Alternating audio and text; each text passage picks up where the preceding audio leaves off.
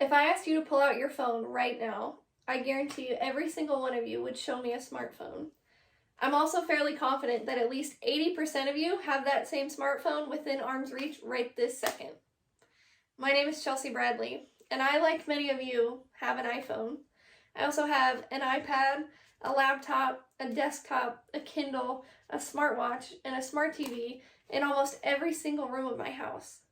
I've also been treated by a physical therapist and a chiropractor for what my primary care provider likes to call cell phone neck. So why are these screens so common in our lives, and what are we doing with them? We call it screen time. Dr. Charlotte Gore, a pediatric ophthalmologist with the Gavin Herbert Eye Institute, calls it near work. She refers to near work as any focused screen time on things like cell phones, tablets, laptops, or desktop computers. So essentially, it's anything that we are doing with the screen for an extended period of time, whether for work or for pleasure. Dr. Gore has found that excessive near work can lead to eye irritation, eye fatigue, is linked to poor sleep, low performance anxiety, and has been linked to obesity and type 2 diabetes.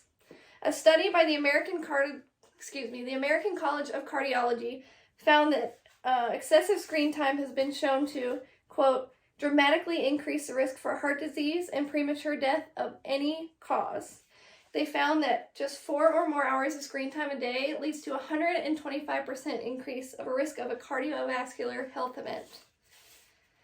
Those are some of the physical consequences of excessive screen time, but there are mental health consequences as well. The NIH conducted a study on children and adolescents and found that just 1 or more hour of screen time a day leads to a lower psychological well-being. They classified high users in this study as those that use screens 7 or more hours per day.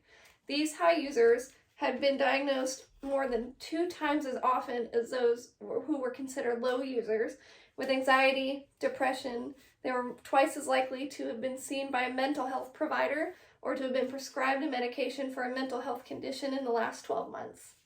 They expanded this study to include adults ages 20 or over.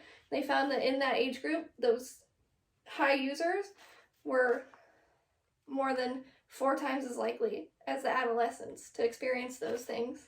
And high users in this category were just those that use screens for 4 or more hours a day.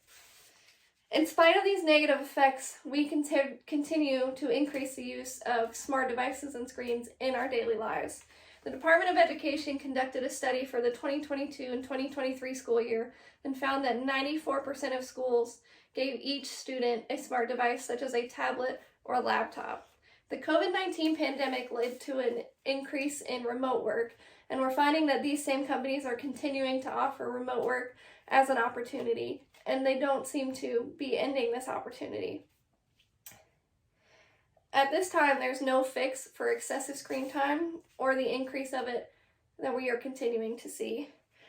There's no suggested healthy amount of screen time, but Mayo Clinic suggests both children and adults have less than 2 hours of near work per day.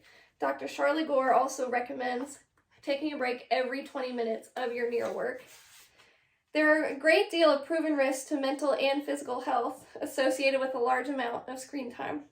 Our reliance on screens for daily use is continuously increasing, but at this time there is no good way forward on how to reduce the use and reduce the risk. Thank you.